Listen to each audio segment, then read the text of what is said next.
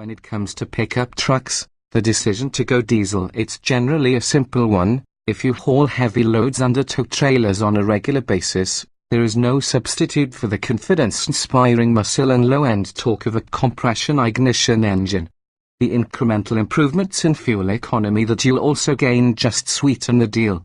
The new 2018 Ford F-150 with its optional 3.0-litre V6 power-stroke turbo diesel, however, flips this formula on its head.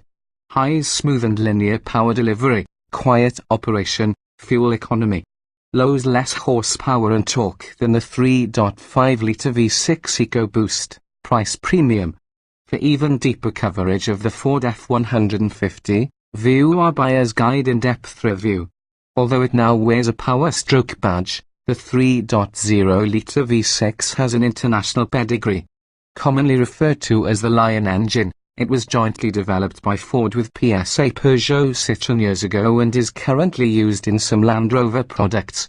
We previously detailed how Ford beefed it up for domestic truck duty, but here's a brief refresher. The block is a compacted graphite ion casting, and new components include a forged crankshaft with specific rod and crank bearings and a variable edge geometry turbocharger. The common rail fuel injection runs at 29,000 pounds per square inch, while twin fuel filters and a dual-stage oil pump address purity and lubrication issues.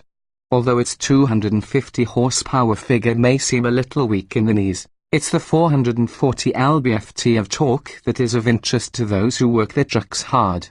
A 10-speed automatic is the sole transmission option. A complete rundown on the new engine and transmission can be found here.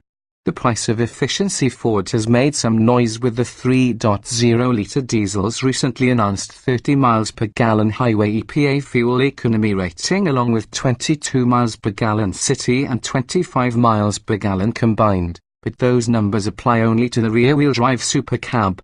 The popular four-wheel drive Super Crew configuration is rated at 25 miles per gallon highway, 20 miles per gallon city, and 22 miles per gallon combined. Still impressive for a full-size pickup. For comparison, the 2018 Ram 1500 EcoDiesel earns at 27 miles per gallon highway estimates for both two- and four-wheel drive variants, but the rear-drive Ram's 20 miles per gallon city and 23 miles per gallon combined ratings trail the Ford's, as do the Ram 4x4's 19 miles per gallon city and 22 miles per gallon combined. The redesigned 2019 Ram 1500 isn't offering the EcoDiesel during its first model year, but we expect it to return to the lineup soon. Going diesel comes at a price. In the Lariat trim, replacing the standard 2.7-litre EcoBoost V6 with a 3.0-litre power-stroke diesel costs $4,000. Swapping out the King Ranch's standard 5.0-litre V8 with the diesel is a $3,000 upcharge, a daunting proposition considering the muscular, gas-burning 3.5-litre EcoBoost V6 can be spec'd for a comparatively painless $600 or $1,600 on the Lariat. In the more basic XL and XLT models, the diesel is available for fleet customers only. Quiet by any measure. Forget the customary for a diesel qualifier, as we can say the 3.0-litre power stroke is just straight up quiet. Other than a small amount of telltale diesel clatter at startup, there's little indication that the engine within forgoes spark ignition in the process of combustion.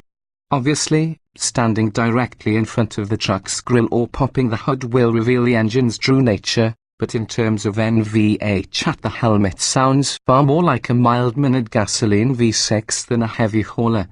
We sampled a few different trims and configurations equipped with the diesel, starting off with the King Ranch Super Crew 4x4 with 700 pounds of landscaping supplies in the bed. Step off is as confident as you would expect from an engine with 440 lb-ft of torque available at just 1,750 revolutions per minute and coupled to a 3.55-to-1 rear axle ratio, but you don't get the same Redland chasing rush offered by the 2.7 and 3.5-litre EcoBoost V6s.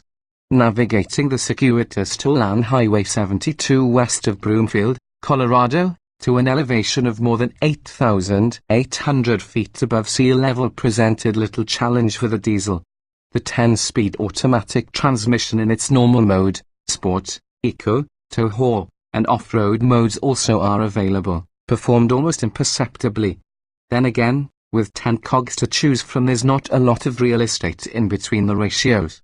The ride was remarkably smooth, controlled, and quiet. Slipping the shifter into its manual mode allowed us to select a gear for optimum engine braking while rolling down the mountain. Sadly, there is no exhaust brake, ruling out the possibility of indulging our only 10-year-olds with a quick and noisy game of big rig nearly out of control while enjoying a dance with gravity and momentum. To see how the same route would feel in an unladen truck, we grabbed a lightly optioned Lariat Super Crew with the identical powertrain and retraced our route. As expected, the removal of 700 pounds of ballast in the bed made for a bouncy ride, but it was no livelier than any other current F-150. We switched to sport mode and utilized a heavy foot to intentionally drive down the fuel economy number for the duration of the approximately 22-mile trip. After lining up at traffic lights against random and completely oblivious competitors for a few impromptu rounds of wide-open throttle, F-150 Diesel Edition, we observed an entirely reasonable 21.8 miles per gallon indicated for the route. Off-roading in the Super Crew equipped with the FX4 off-road package had little to do with the diesel specifically, other than highlighting how easy it is to modulate the throttle at low speeds thanks to all that low-end torque. Just maintain momentum and let the four-wheel drive and optional electronic relocking differential in their keep. Finally, we grabbed another King Ranch Super Crew, this time with 6,240 pounds of box trailer secured to the hitch. That's a hefty load, but nearly 2 tons less than this configuration's 10,100 pound maximum tow rating. The 11,400 pound max tow rating Ford advertises for the diesel is for regular cab, two-wheel drive XL models only.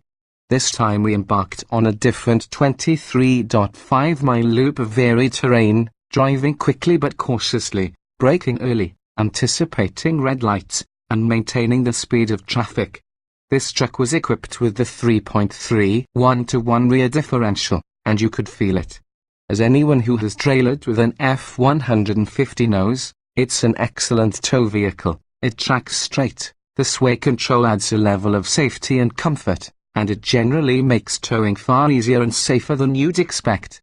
But even before we hit the uphill portions of the route, we started at 5,420 feet above sea level. The 3.0-litre diesel was working full-time to maintain 55 miles per hour, and even moderate hills were a foot-of floor affair.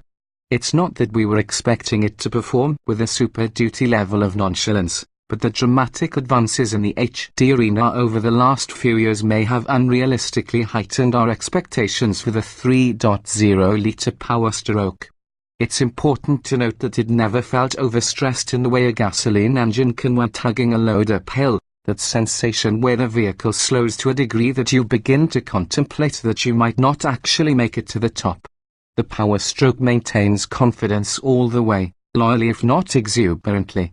And it never betrays its quiet nature. The last run 1500 Eco diesel we tested never let you forget a diesel was under the hood. The dash displayed an indicated 12.8 miles per gallon for this trailer towing segment. We're reasonably sure flatlanders will have no problem improving on this figure, and we're anxious to see what kind of numbers we can post on a longer route on our home turf. New math, there's no denying that the 3.0-litre power stroke is a polished performer. The rub comes when you start to delve into the numbers in earnest. In addition to adjusting your fuel economy expectations for cab and driveline variations as previously detailed, there's the small matter that the diesel's 11,400 pound max tow rating and 2,020 pound payload rating isn't even enough to make it the most capable workhorse in the F-150 lineup. That honor falls to a properly equipped F-150 with a 3.5-litre EcoBoost V6 that is rated to tow 13,200 pounds and haul a 3,270 pound payload. Further clouding the issue, the EcoBoost's tow ratings are calculated running premium fuel, which closes the gap or in some cases entirely negates the price advantage gasoline can have over diesel at the pump. Considering the initial upcharge for the diesel engine, it's a numbers game best left to be played by shoppers with sharp pencils and solid usage data. Given the lack of a black and white fiscal argument for the diesel and the fact that Ford anticipates it will account for just 5% of all F-150 sales, we wonder if certification is the real player here. Ford confided to us earlier that the Dagenham, England, assembly facility where the 3.0-litre diesel is built has enough capacity to exceed the current demand, with both a U.S. spec Ranger and a new Bronco waiting in the wings. It's possible that Ford may be eyeing the engine for use in those vehicles, too.